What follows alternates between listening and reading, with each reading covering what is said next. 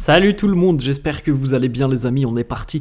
Nouvelle vidéo et séjour de match pour le Real ce soir 21h au Bernabéu.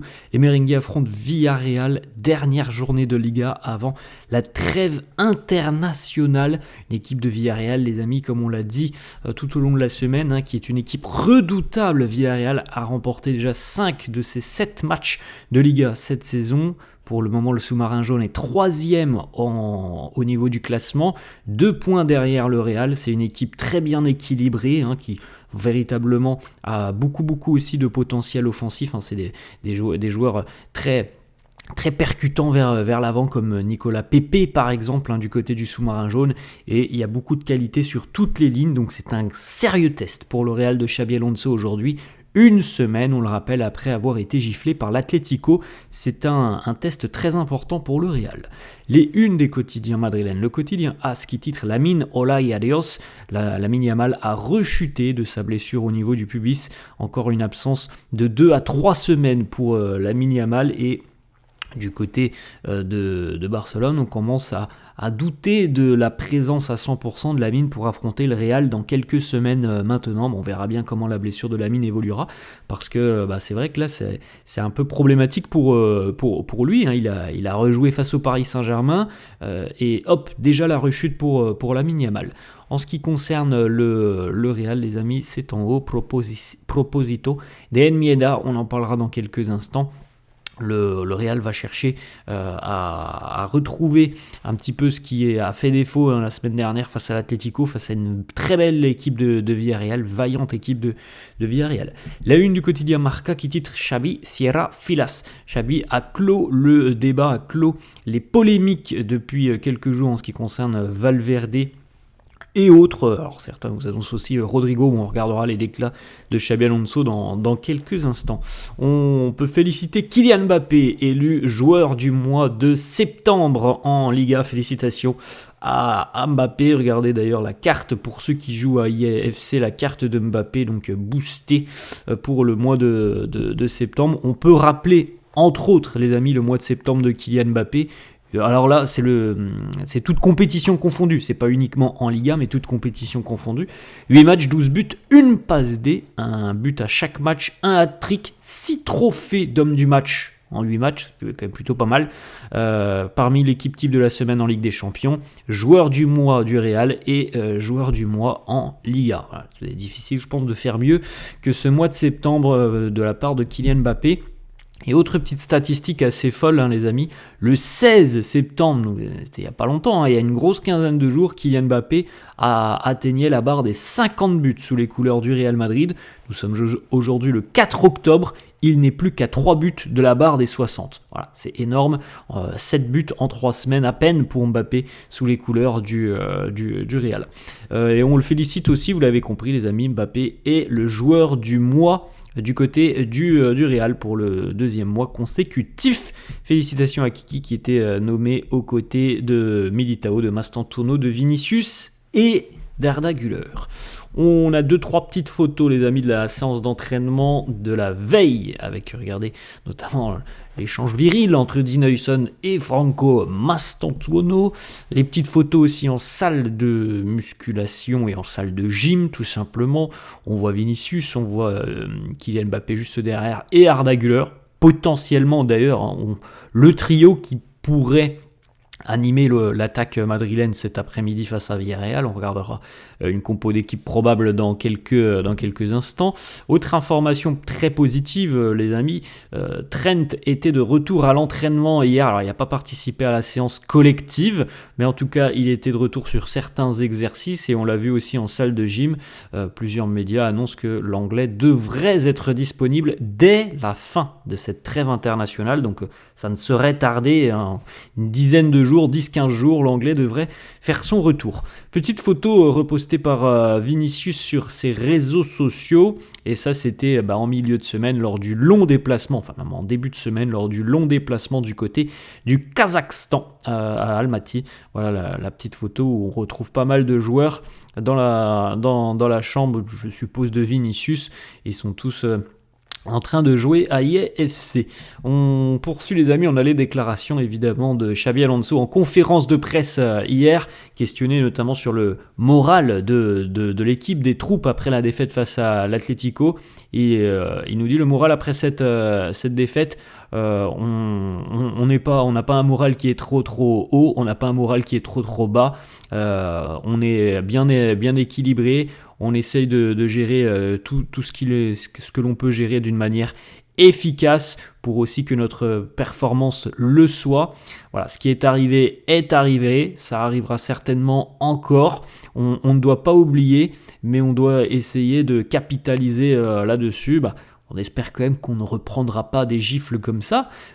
Perdre des matchs, ça peut arriver. Les perdre sur un score de 5-2, ça arrive quand même beaucoup moins régulièrement. En tout cas, on l'espère que ça arrivera quand même beaucoup moins régulièrement, parce qu'on a déjà pris quand même face au Barça l'année dernière. On en reprend une là dès le début de saison face aux voisins de l'Atlético. Donc on espère qu'on n'en aura plus cette année, des gifles comme celle-là. On poursuit, autre déclat de Xabi Alonso, qui évoque les débats, là, les polémiques que l'on a depuis quelques jours avec tel joueur ne veut pas jouer à tel poste, en l'occurrence tous les médias, enfin non, pas tous les médias, certains médias qui ont voulu buzzer un petit peu là-dessus, ont dit que Fede Valverde avait refusé catégoriquement de jouer au poste de latéral droit. Xabi Alonso nous dit les joueurs ont des préférences sur le poste qu'ils veulent occuper sur le terrain, mais je tiens à être clair, aucun joueur ne m'a demandé ou a rejeté l'idée de jouer à telle position ou telle position. Ils sont tous prêts pour jouer n'importe où et pour aider l'équipe. Nouvelle question des journalistes. Est-ce que Fede ne veut pas jouer au poste de latéral ? Il le répète encore une fois. Aucun joueur ne m'a dit qu'il ne voulait pas jouer dans telle ou telle position en particulier. Je le répète, aucun. Ils sont tous professionnels. Voilà, au moins le message est passé. Après les amis, comme on le sait, il y a beaucoup de journalistes qui essayent justement de créer du buzz. C'est quand même plus vendeur de dire il y a une guerre du côté du Real, Fede ne veut pas jouer à tel poste ou tel poste. C'est plus vendeur que de dire Fede a accepté tranquillement son rôle. Mais bon, la vérité, les amis, on la connaît. Fede n'a jamais dit qu'il ne souhaitait pas jouer au poste de latéral. Après que les joueurs, on l'a déjà évoqué aussi, mais que les joueurs aient des préférences, ça c'est tout à fait logique. Ensuite, autre déclat de Xabi Alonso, peut-être qu'aujourd'hui nous aurons droit à cette association, encore une fois, on l'a vu un petit peu la semaine dernière face à l'Atlético, mais l'association Arda Jude Bellingham, il nous dit il est important que le ballon arrive jusqu'à Jude. Arda peut jouer au poste de numéro 10 et peut-être même un petit peu plus bas. Ils vont, je pense, trouver leur position et leur place parfaite sur le terrain. Je pense, oui, qu'ils peuvent jouer tous les deux sur le terrain ensemble. La rotation des gardiens de but. Alors, il est vrai que pas trop de rotation au niveau des gardiens de but et de Thibaut Courtois depuis le début de saison. Et Xabi Alonso nous confirme quand même que Lunin doit se tenir prêt. Nous avons un très bon gardien avec Thibaut, mais Andri aussi est très bon. Au mois de décembre, il y aura notamment la Coupe du Roi. On verra, des décisions seront prises, mais voilà, il doit se tenir prêt. Je ne sais pas s'il attendra le mois de décembre pour jouer ou s'il y aura peut-être une opportunité avant pour Andri Lunin, mais en tout cas pour le moment, évidemment, je pense que Thibaut est très très bien installé et qu'au vu de l'importance des rencontres pour le moment, je pense que Lunin va faire encore un peu banquette. Xabi Alonso qui évoque le cas Endrick, un début de saison quand même compliqué pour Endrick, la saison a démarré depuis presque 2 mois et Endrick, on attend toujours un petit peu de le voir retrouver les terrains, retrouver de bonnes sensations. Xabi Alonso qui a été questionné sur l'apport d'Endrick par exemple par rapport à un joueur comme Gonzalo Garcia, il nous dit il a une chance de démarrer cette rencontre face à Villarreal en souriant, parce qu'il nous dit qu'il a une chance comme tous les autres d'ailleurs. Il nous dit qu'il revient d'une blessure assez longue, il s'entraîne bien depuis quelques semaines. Le plus important pour lui est de trouver le bon environnement pour qu'il puisse justement aider l'équipe. Bon, affaire à suivre. Pour le moment, on perçoit quand même qu'Hendrick est un petit peu relégué assez loin dans la hiérarchie des attaquants. On peut jeter un petit coup d'œil, les amis, la liste des joueurs retenus par Xabi Alonso pour affronter le sous-marin jaune ce soir. On l'avait évoqué hier, il y a 4 absences dans le secteur défensif. On enchaîne avec la compo probable du quotidien As, avec Courtois évidemment dans les buts, Huijsen et Militao qui retrouvent donc la charnière, Carreras à gauche, Raúl Asensio à droite, milieu de terrain Güler, Tchouaméni, Valverde et en attaque Vini, Mbappé, Mastantuono, donc pas de Jude Bellingham si on s'en réfère à la compo de As, pas de Camavinga non plus, et Valverde bel et bien au milieu de terrain, pas de Rodrigo.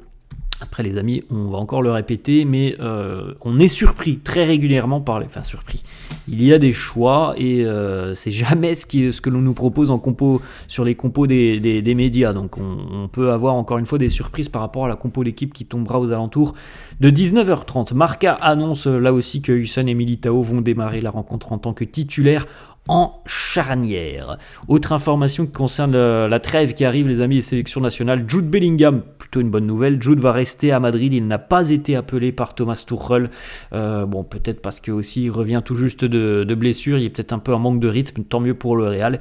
Il va pouvoir travailler aussi pendant cette quinzaine pour revenir justement à 100%. Thibaut Courtois, lui, a été appelé par Rudy Garcia avec la Belgique.